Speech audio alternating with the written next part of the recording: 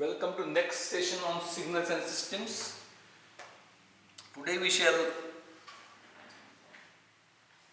focus something further on two-dimensional numbers, the systematic way to deal with it, so that forms the basis for your entire coursework, may it be continuous systems, may it be discrete systems. In general, we consider that the signal is a two-dimensional variable. Mapping of a two-dimensional variable on another independent variable, which is usually time, is taken as a signal. So in general, for entire course, let us consider that a rotating point, or not rotating, the position signal is a hypothetical signal on which entire course can be based. That position of a point in 2D plane which varies, it is a move, or to be more precise, a moving point on the whiteboard is signal, and it moves in x direction, in y direction, or overall in a 2D plane. Then there are methods to describe it appropriately in standard way, standard rotating signal, like that. So we proceed with, I hope that now we need to come out of voltage, current and all these things, or pressure, temperature, etc. In general, a signal means a moving point on whiteboard is signal, and everything is based on that. So we entirely concentrate on a position signal in an hypothetical manner, position signal where the position of a point, we take an example of laser gun, putting a point. Position of the laser tip on whiteboard is a signal. The independent variable is time, dependent variable is position. Position is two-dimensional. So one two-dimensional variable is stated as an ordered pair of two one-dimensional variables. Now the complex number theory is developed, and further complex exponentials, in order to simplify dealing of these two-dimensional signals by various mathematical operations, and therefore, remember, therefore, we take help of complex numbers. So now it is x-axis, it is y-axis. Now this is the position. So what is a position signal? Something which is moving like this. So at given point of time, it is having this value of the position signal cannot be described by using a single real variable. Position of the point cannot, in a 2D plane, cannot be described by using single real variable. It requires two real variables. So PT, the signal, position signal PT, is nothing but an ordered pair of PH and V, we can say.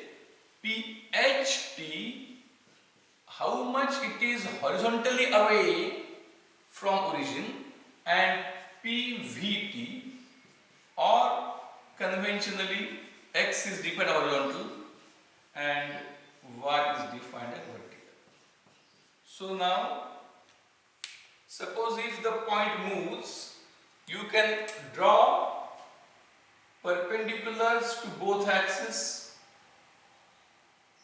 The perpendicular will have its projection on x-axis and on y-axis, and now if you move this point, its projection points will also move.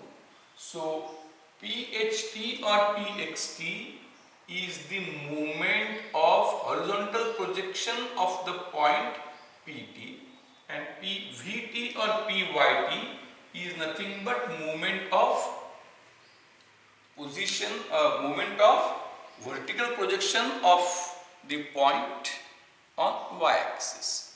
So position signal PT is an ordered pair, ordered combination of two. Then what these signals are? These are also positions. PT is a position signal. PHT or PXT is also a position signal. PYT or PVT is also a position signal, but the difference is that PXT, I think now H and V we ignore, we accustom ourselves with X and Y.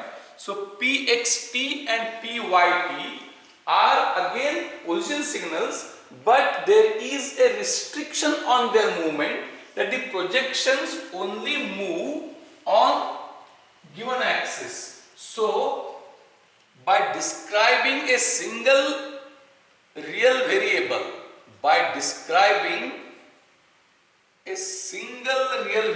again, if we go in minute details, then a real variable with sign and a real variable without sign is also something mattering, but right now we means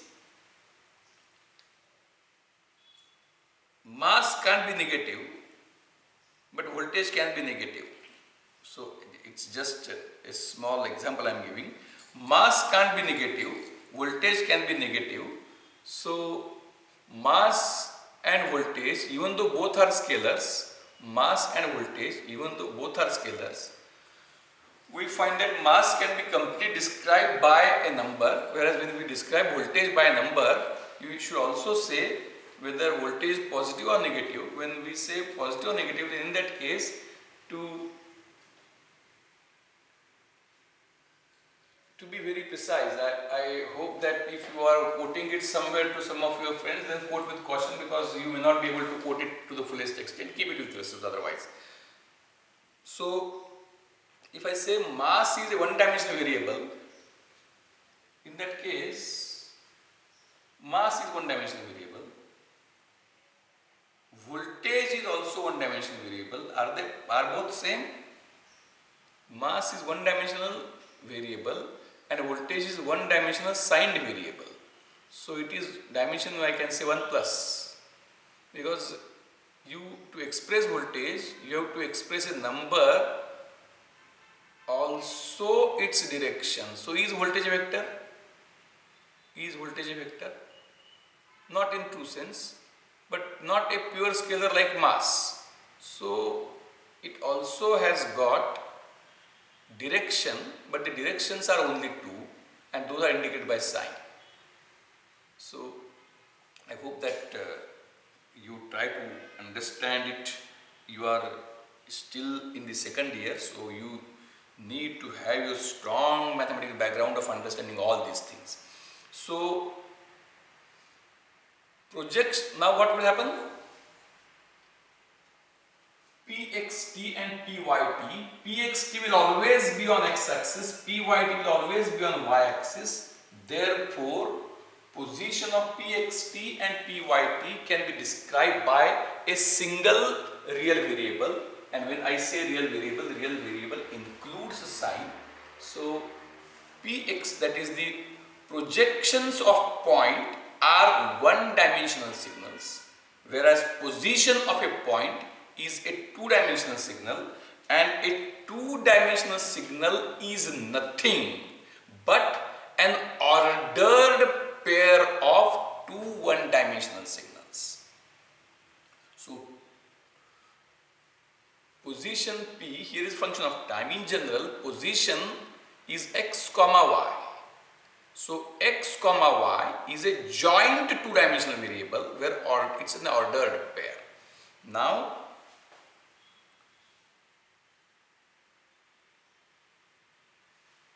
it's a very interesting question that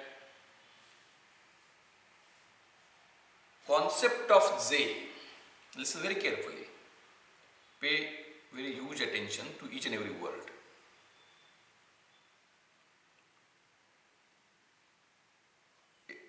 As regards to education, it is said that Vivekananda has said that education is manifestation of perfection of an individual, which already exists within him. Then what is role of educator if it is so? Can we give an example that we are having seeds? We sow the seeds, we give fertilizer and water to the, we find that tree gets developed out of the seed. And the role of the person who is maintaining it is to give just fertilizer and water.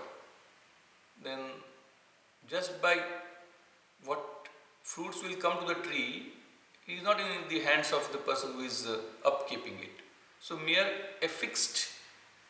a completely fixed treatment of water and fertilizers and maybe insecticides, if there are some insects are there, then you may treat them by using pesticides, insecticides or pesticides. But what it will grow, what fruits it will give is completely within the seed.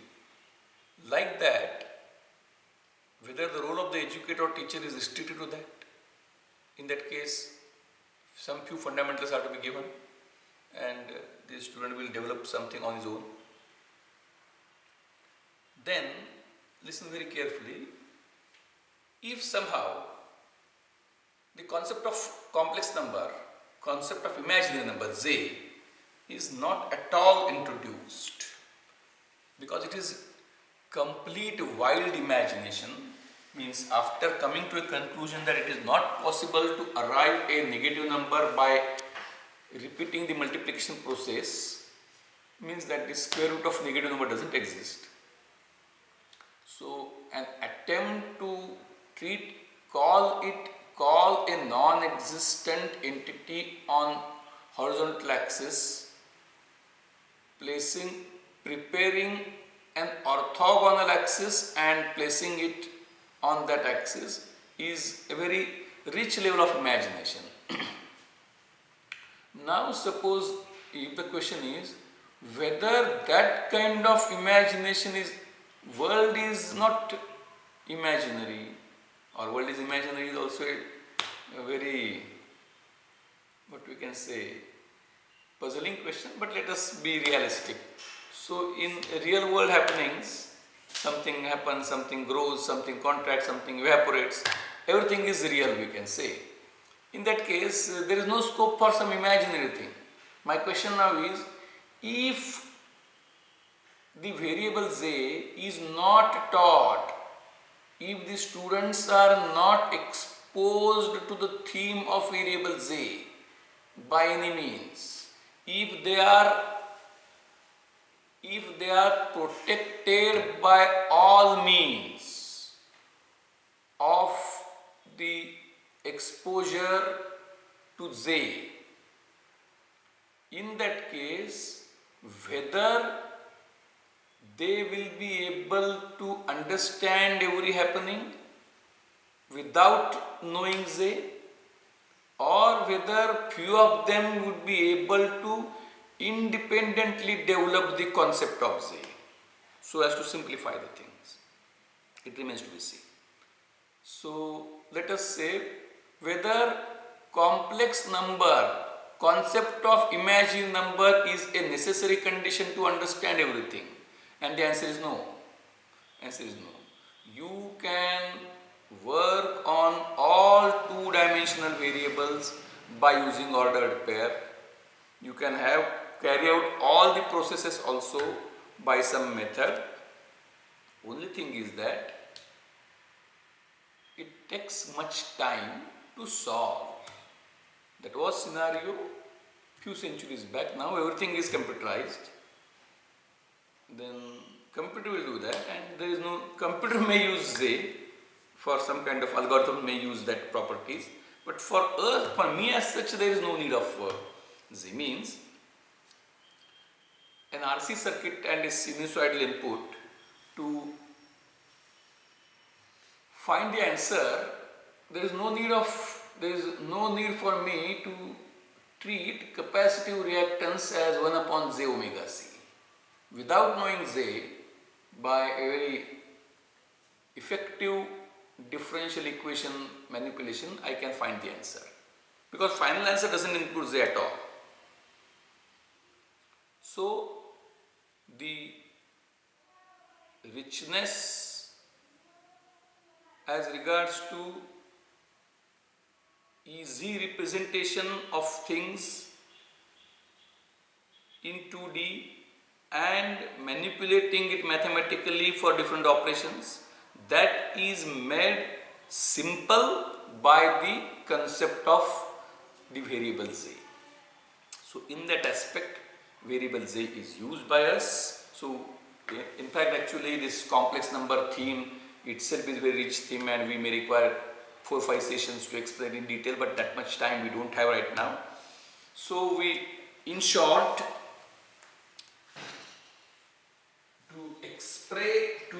so we restrict our discussion to use of complex numbers, or first use of Z, complex number is coming something later, use of Z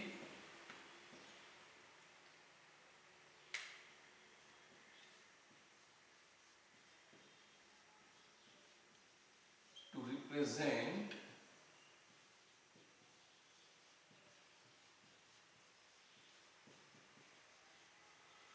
two-dimensional variables.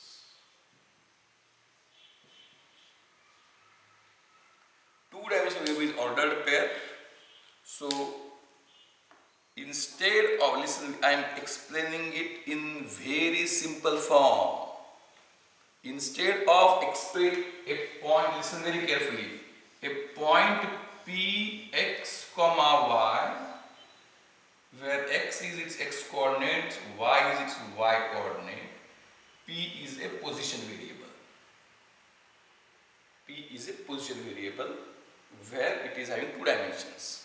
So position variable C is expressed by an ordered pair.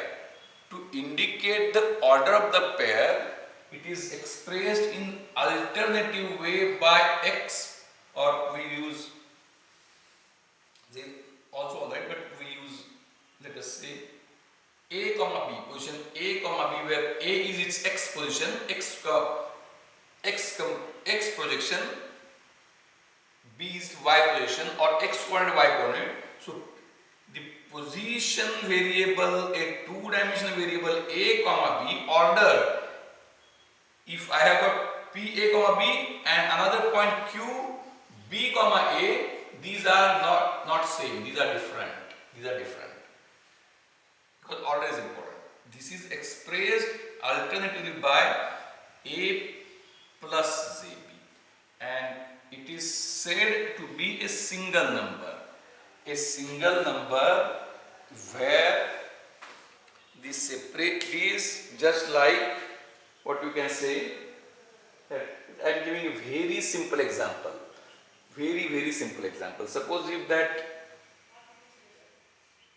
2 students reside in 2 rooms, there is a common light meter, there is a dispute. It's a so simple example I am just deliberately giving. There is a common flat, 2 students reside in 2 rooms, common meter is there, but there is a dispute who uses how much electricity. Then 2 submeters are put. With respect to MSAB, a single meter, there are 2 separate meters, so separation is there, but the example is not to be taken 1 as to 1 because there is not direct addition. Simply A plus ZB is a 2-dimensional number, and it is expressed as a complex number C. A complex number C has got 2 parts. A position variable has got two coordinates, like that it has got two parts, a plus jb. The sequence is also part without z, part with z, and when we perform various operations to measure, raising we will discuss later, addition and multiplication. When we perform two operations of addition and multiplication, number one is that j square is to be taken as -1, except this we always keep, means a plus jb and plus p plus jq is equal to a plus p plus j into bracket b plus q. So parts with j are not to be clubbed with parts without j.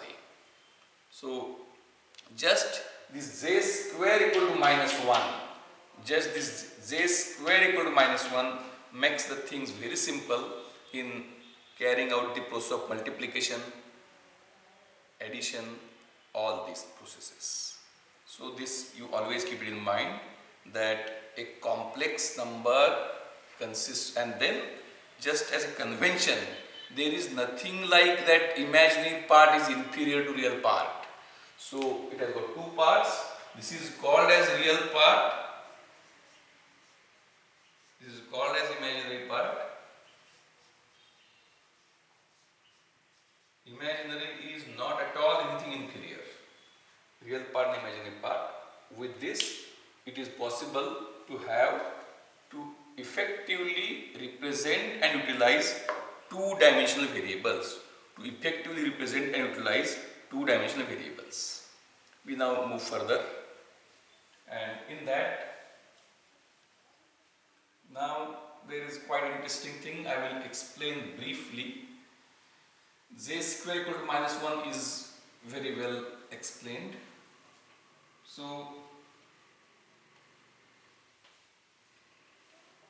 you just try to go through the contents. This is not given so effective in the book. You need to think a lot on that. So I am just giving some information, even though we are not so much comfortable in time where we are running out of time, because many things are to be taught. So this is 1, this is j, this is -1, and so this is -1 and this is -j.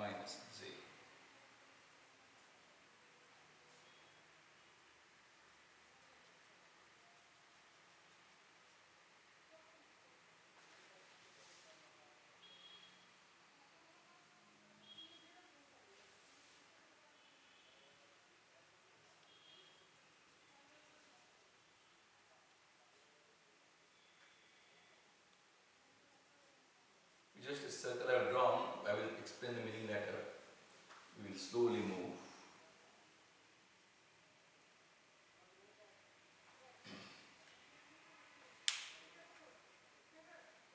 Now listen carefully. I want some answer from you.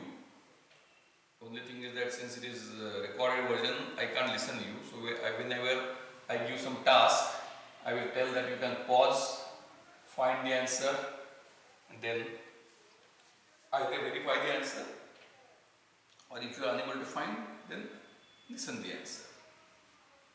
Okay. This is origin. Now, I will explain in short the complex exponentials to you. Prior to that, you have heard the number e. You have heard the number e. Now, how number e is a real number? Listen very carefully. I am trying my level best to explain in detail as well as in short time. E is a real number. How number e is arrived as? E is limit of something. E is limit of something. That a very simple example is given. Suppose that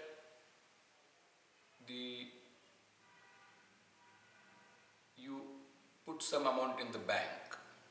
You put some amount in the bank, and let us say that it's a hypothetical only. After the interest rate, listen very carefully, I am explaining it in very simple language. I hope everybody will understand what is significance and what is uniqueness, all these things we will elaborate in next session, so that you are, once the J, E are well understood, we are well equipped for the entire course. So interest rate is 100% per year. Interest rate is 100% per year. So if you put 1 rupee today, then after 1 year you will be getting 2 rupees. I hope it is quite simple. If you put 1 rupee in the bank today, after 1 year you will get 2 rupees. 1 rupee, after 1 year it becomes 2 rupees. So interest rate is 100% per annum. दर साल, दर शेकडा, जुनी मराठीत पद्धत होती 100%, 100% per year or per annum. Okay. Then you go to the bank. Banker tells you that yes, we are having a very good scheme, 100% per annum. Then there are two persons. One, obviously, for an investor, whatever more he gets, he always wants that. So two investors go to bank. And one asks, no, so can I get more interest rate? Obviously, it is not in the hand of the manager. He says, no, I cannot. It is not possible. And then there is another smart guy, smart investor. What he says, okay, sir, no problem, absolutely no problem. Your interest rate of 100% per annum is quite fine for me. Only thing is that you pay at 100% per annum on half yearly basis. You pay, listen very carefully. This being very important theme, I am using very less speed. Then he says that it's all right, sir, I don't have any problem, but you pay the interest at 100% per annum, half yearly. 100% per annum, half yearly. Then manager thinks that, okay, I think, is he demanding any hike in rate? No. Then he says, oh yes, no problem. Then what will happen? When the interest is half yearly paid, when the interest was yearly paid, 1 rupee, in 1 year, interest was 1, it became 2 rupees. Now what will happen? Interest is to be paid half yearly at 100% per annum, means 50% per 6 months, right? So there was 1 rupee. After 6 months, 0.5 were added, so it became 1.5. And then again in 6 months, 0.75 will get added, it will become 2.25.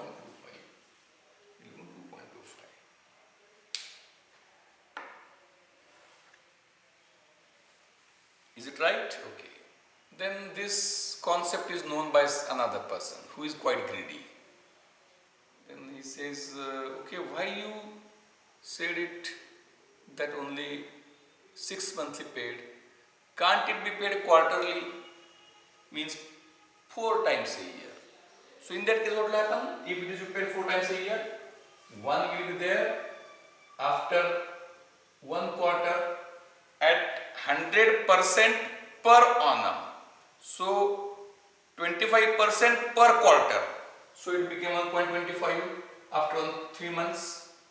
After further 3 months, how much it will become?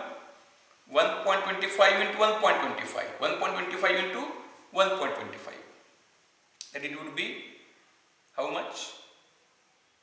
The interest would be 3 and 1. So 3125. To be very precise, it will be 1.5625. After that, how much it would be? After that, how much it would be? 1 point. It is after 3 months. After further 3 months. 3 months. After further 3 months. After further 3 months. 1.5625.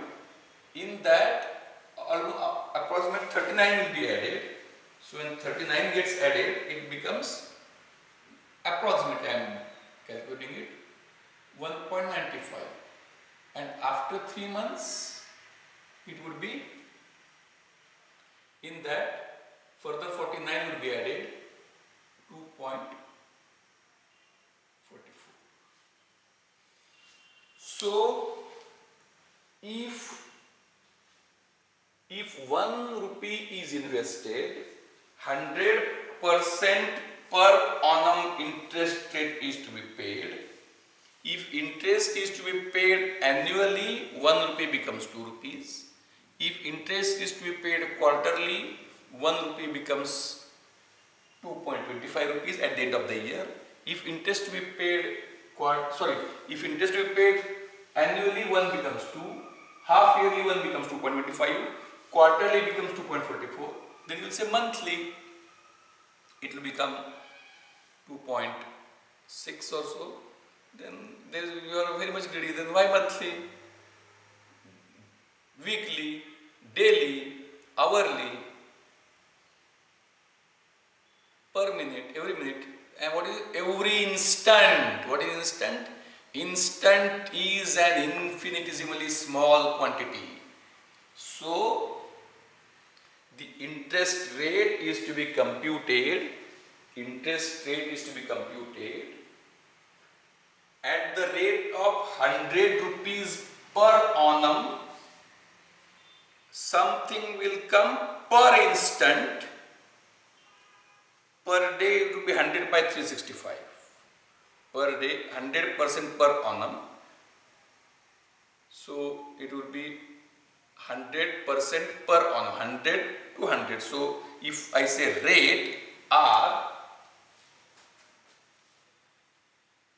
so 1 plus some variable, and that variable, when it was only once, it was 1 plus 1 raised to 1.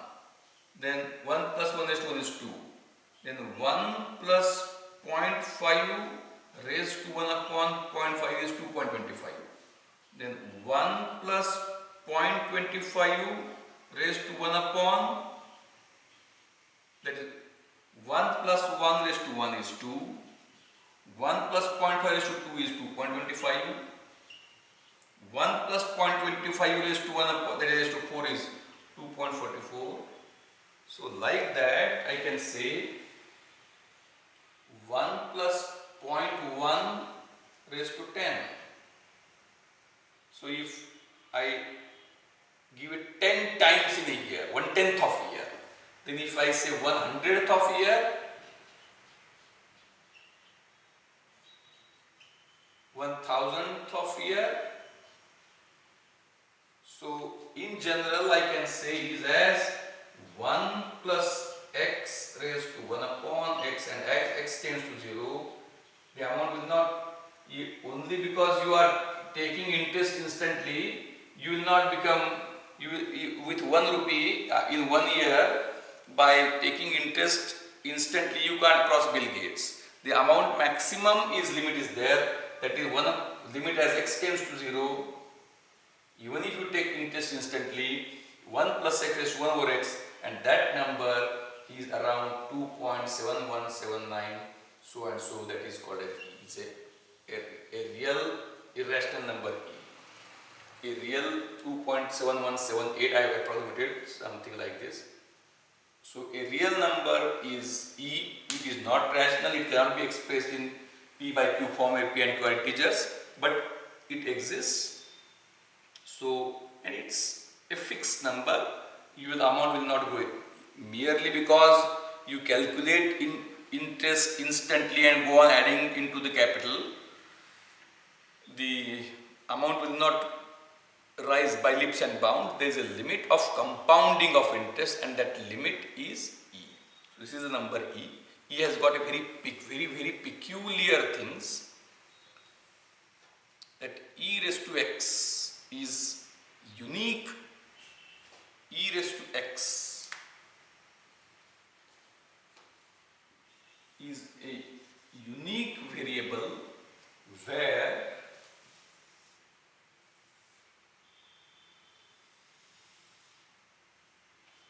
its derivative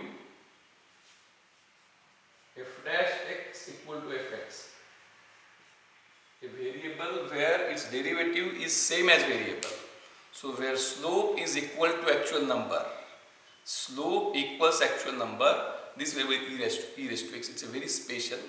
We will elaborate it as need comes, but this is number E. So E and Z are combined and they give us outstanding results. They give us outstanding results.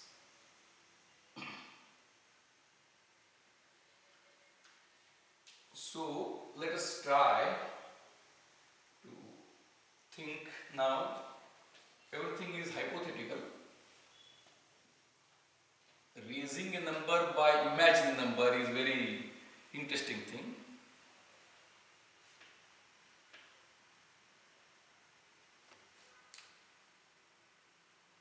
So let us have, say, somewhere here it will be E, and we can have a general number.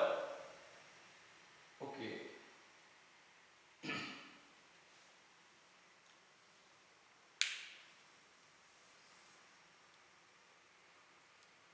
Again, I need to restrict somewhere and not go into all details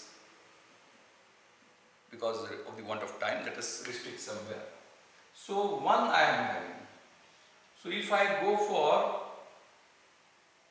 if I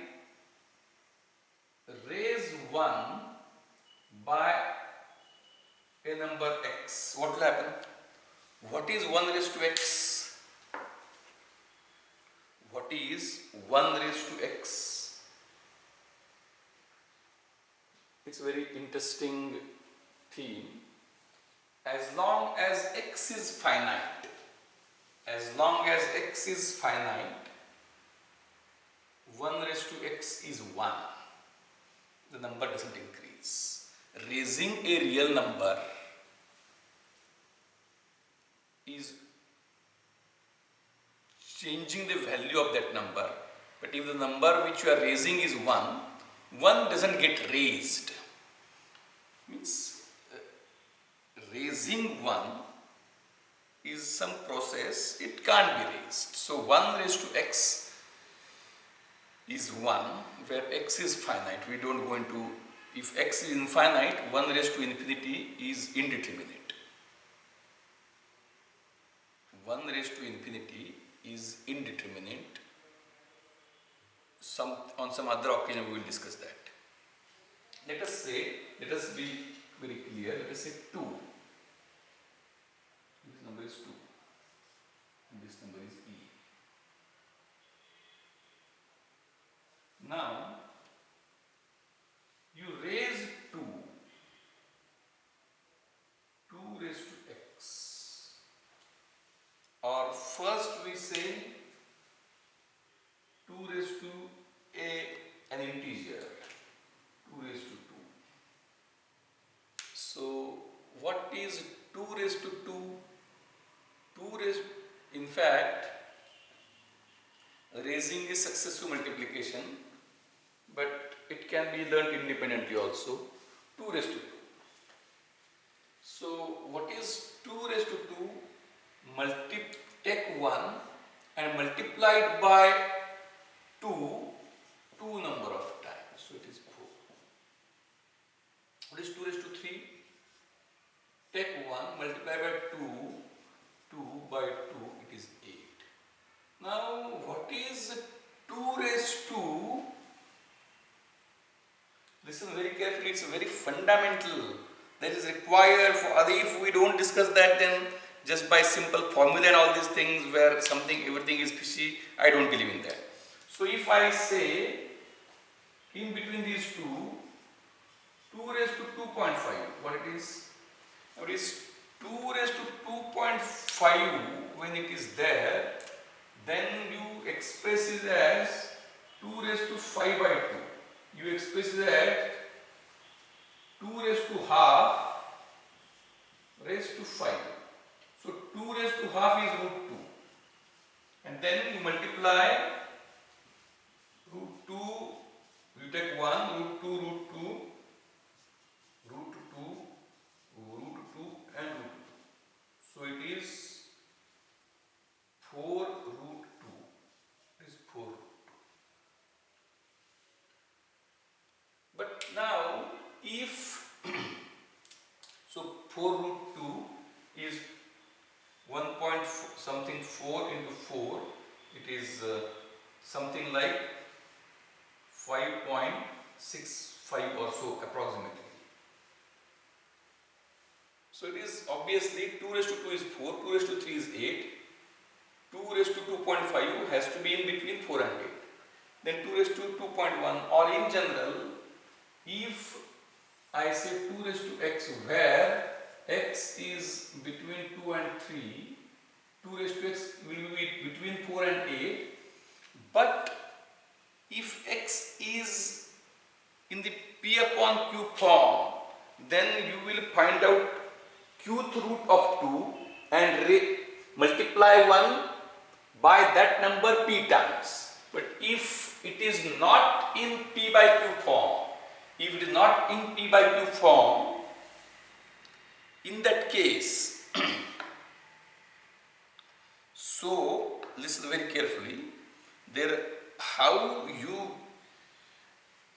what exactly is meaning of raising a number, how you will convince yourself. If number x is in p by q form, then you can do it. If number x is not in p by q form, then you will take two numbers, one which is less than x, other which is more than x, which are in p by q form. Then you will be finding out qth root, raising it p times for number which is just less than x, just more than x. Those 2 points you will locate, and your 2 raised to x will be in between that. So concept of for raising, finding out qth root and raising it by p times where both q and p are integer, that is required. But a completely new theme, I think. I don't know to what extent you would be able to thinking deeply on it. Is it necessary to know real integers? Can there be a non-integer thinking? World happening in the world, physical parameters in the world, they grow, they contract and they change. There is nothing like integer. There is nothing like integer. Integer is for our counting. Can there be a branch of mathematics where integers don't exist? Raising a real number, raising one real number by another real number, what that is, how we will visualize that? I leave it up, the question open to you. So now next. So this is just a very rich material for you to think. So when the number is more than 1, and when you raise it, when the number is more than 1, and when you raise it by a positive number, the number grows.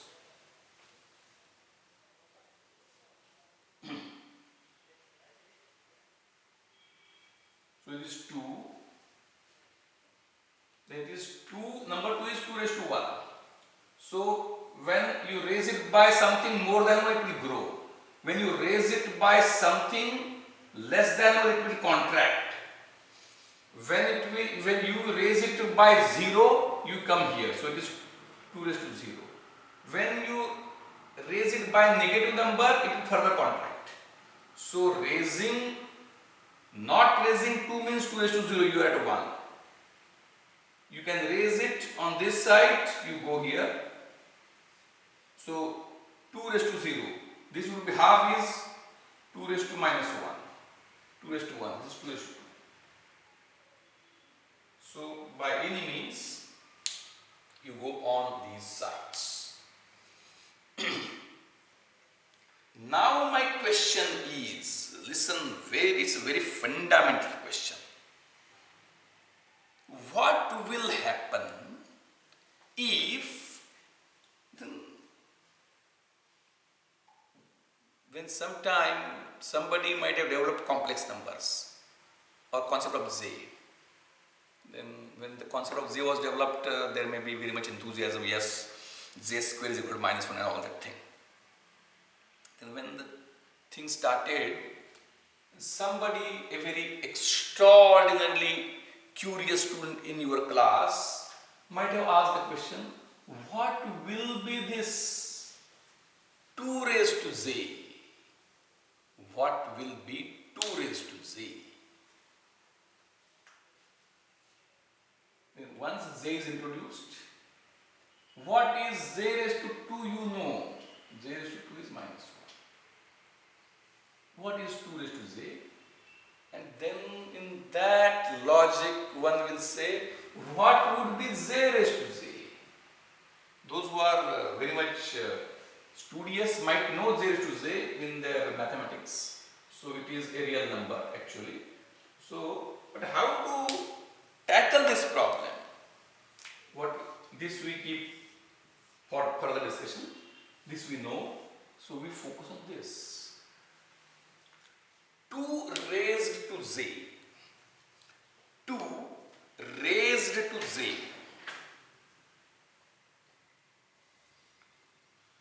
What I said, when we were discussing only raising by real number, 2 raised to 0 was 1, 2 raised to 1 is 2, 2 raised to 2 is 4, 2 raised to minus 1 is half, 2 raised to minus 2 is 1/4, and so forth. Now what will be 2 raised to Z? Whether the index Z is having any real part? No. Index Z does not have any real part. So you are not raising 2 by a real number. Or I can say real part is 0. I can say real part is 0. So now one thing which is very, very amply clear here, we should go by the theory of negation. 2 raised to 0 is this, 2 raised to 1 is this. So each and every number from 1 to 2 will be corresponding to 2 raised to that x which would be between 0 to 1. So this entire number line from 1 to 2 is occupied for some x such that this x is lying between 0 to 1. So each number here is occupied for some x. Each number from this to 4 is occupied by x1 to 2. Each number from this to this is occupied by 1 to minus 1. Between this to this is occupied by minus 1 to minus 2. So each number from 0 onwards, each number from 0 to infinity is occupied by some x.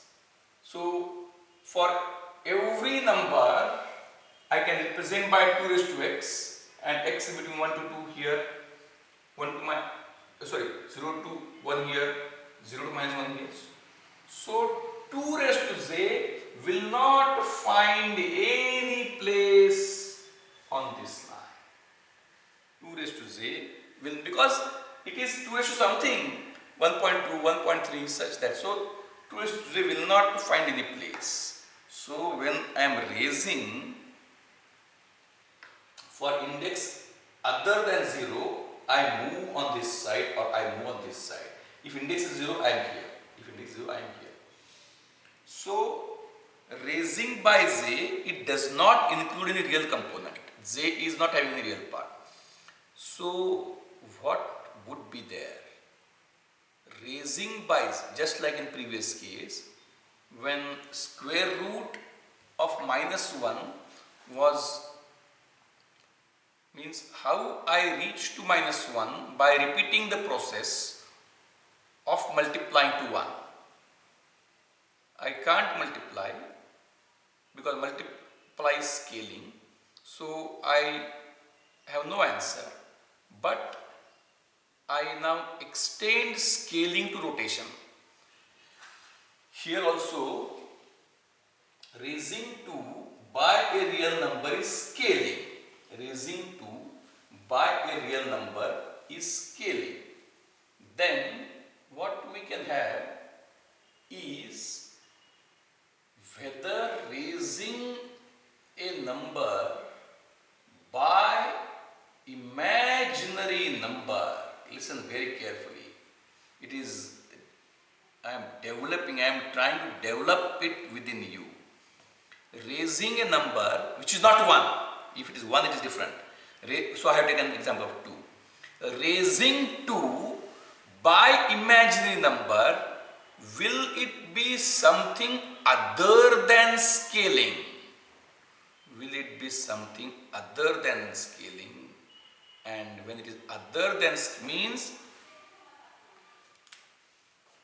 2 raised to 0 is here, 2 raised to 1 is this, 2 raised to half is this, 2 raised to 0, 2 raised to 1, 2 raised to half.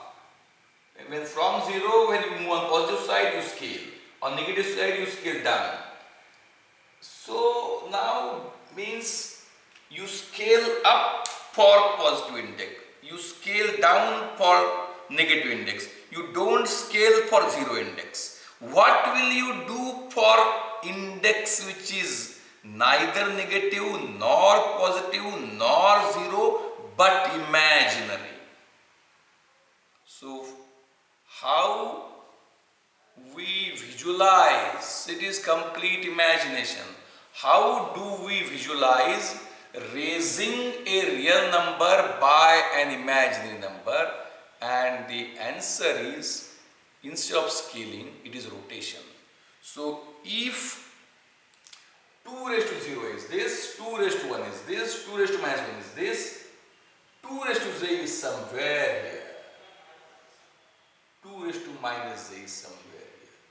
So raising by j is, when you don't raise 2 raised to 0, anything raised to 0 is 1. When you raise